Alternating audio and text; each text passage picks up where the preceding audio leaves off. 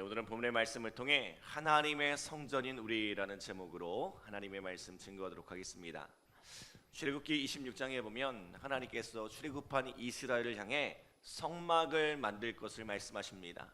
하나님께서는 그곳에서 이스라엘을 만나 주시겠노라 약속하시죠. 사실 하나님은 온 우주 만물 가운데 거하시는 크신 하나님이십니다. 세상 그 무엇으로도 담을 수 없는 위대한 하나님이세요. 그런데 하나님께서 하필 그 작고 초라한 회막에서 이스라엘과 만나시겠다는 것입니다. 온 우주에 충만하신 하나님이 그 작고 작은 곳에 찾아오시겠다는 거죠. 그 이유가 무엇입니까? 죄악으로 오염된 세상과 구별된 곳, 하나님을 위해 거룩하게 구별된 장소에서 이스라엘과 만나기를 원하시기 때문입니다. 그래서 회막의 가장 중요한 특징은 거룩입니다. 세상과의 구별됨입니다. 때문에 우리는 이 회막을 성막이라고 부르죠. 자, 이 회막은 항상 이스라엘 진영의 중심부에 놓여 이스라엘이 어디를 가든지 하나님께서 그들과 함께 하심을 드러냈습니다. 그런데 이 회막이 어떻게 성전으로 변했습니까?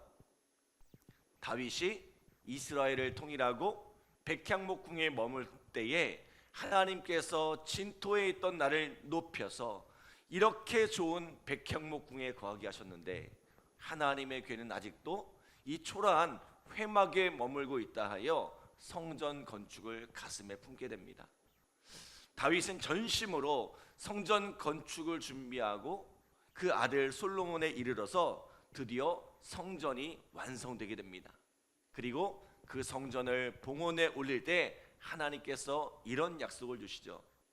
이제 이곳에서 하는 기도에 내가 눈을 들고 귀를 기울이리니 이는 내가 이미 이 성전을 택하고 거룩하게 하여 내 이름을 여기에 영원히 있게 하였습니다.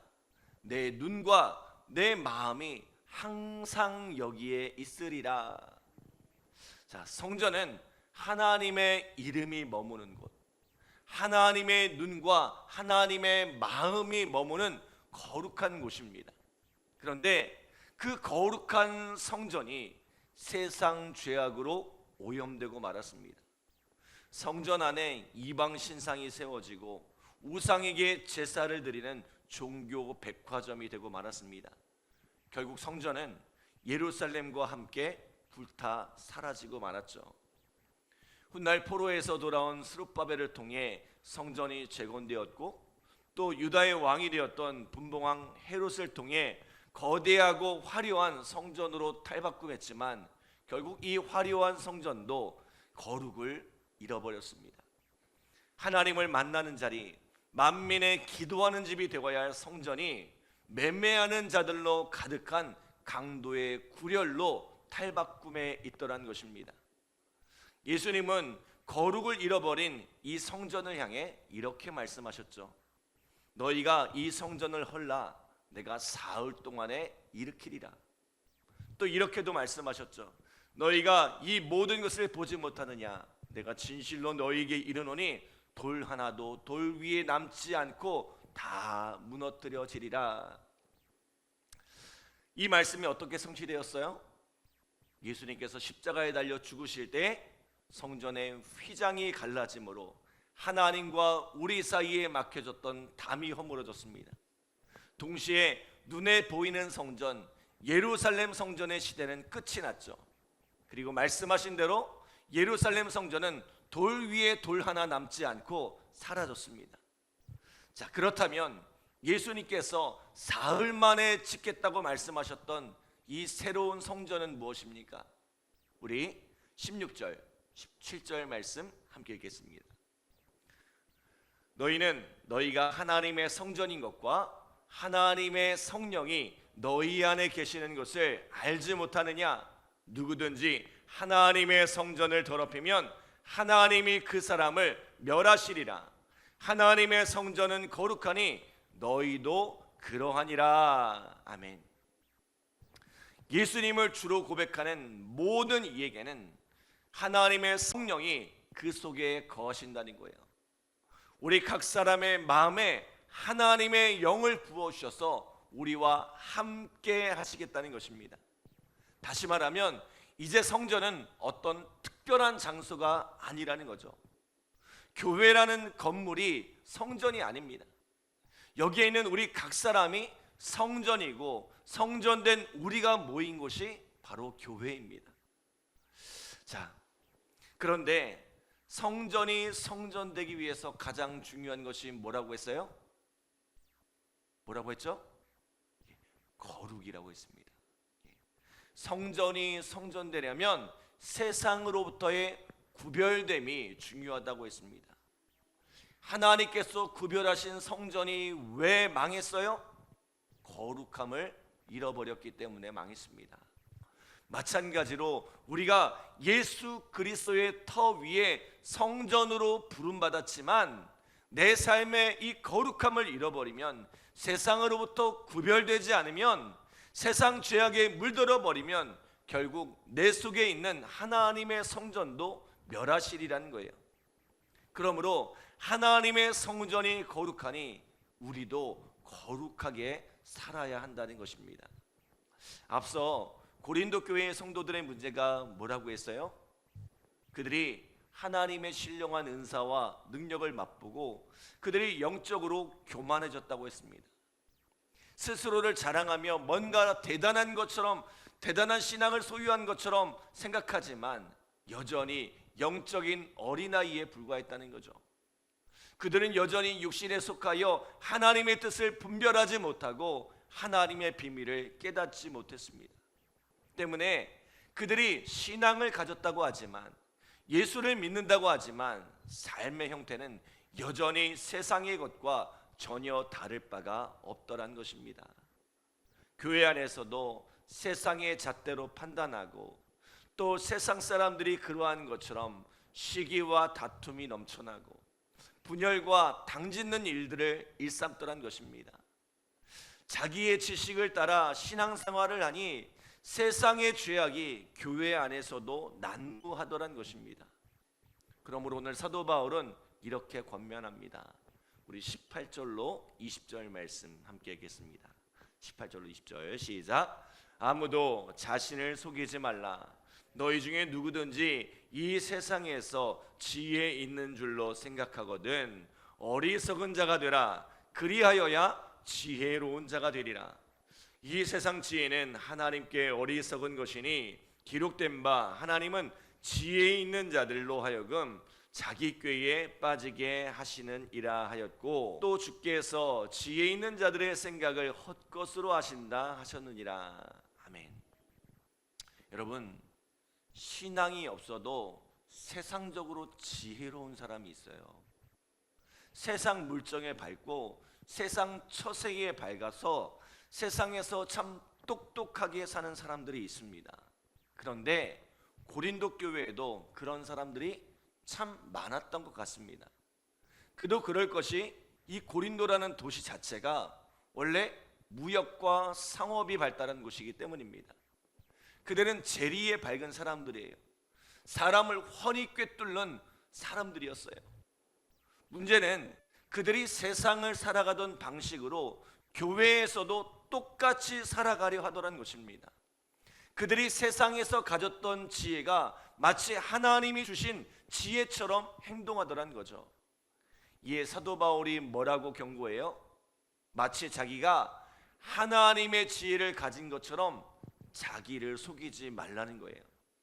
그러면서 뭐라고 말씀하냐면, 자기가 이 세상에서 지혜 있다고 생각하면서 그 지혜를 의지하지 말고 스스로 어리석은 자가 되라고 말씀합니다.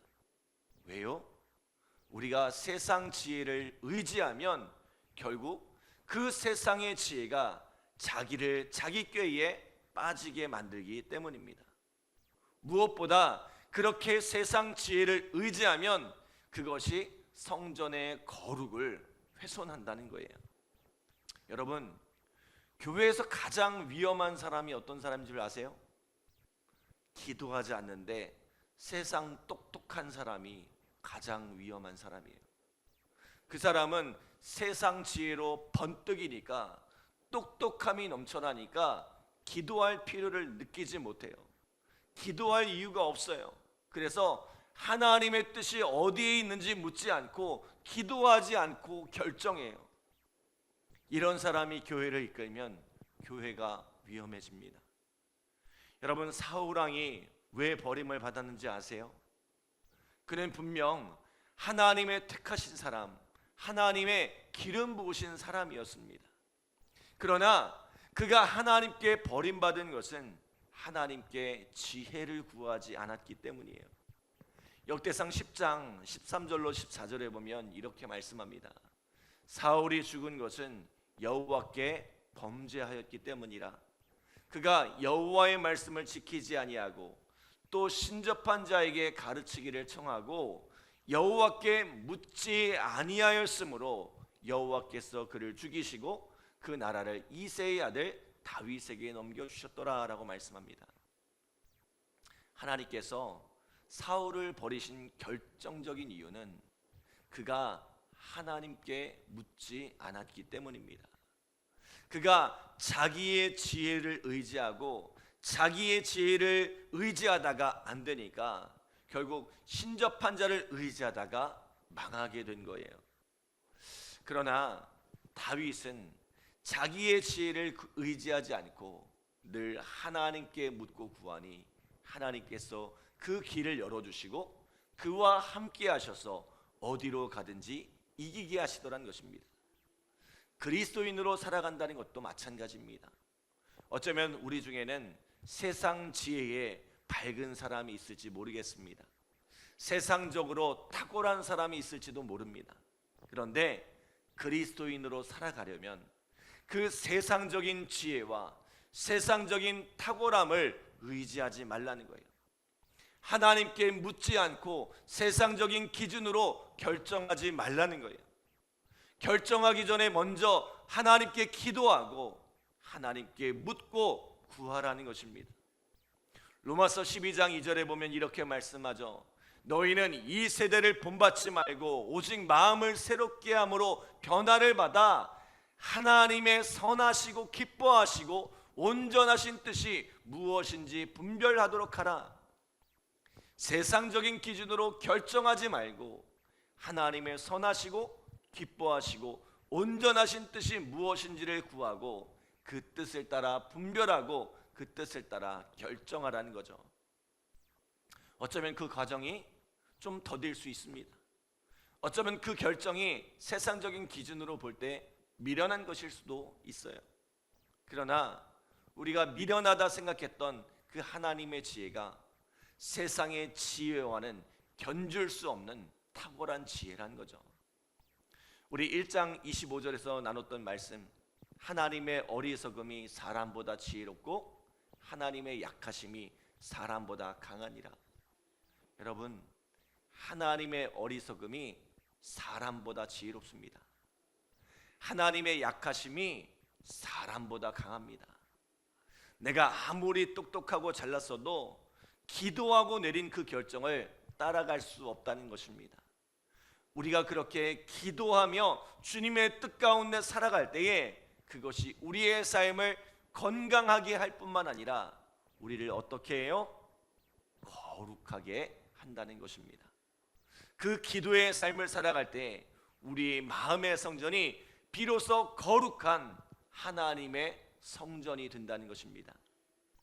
예수님께서 예루살렘 성전을 향해 뭐라고 말씀하셨어요? 내 집은 만민의 기도하는 집이라고 하셨죠.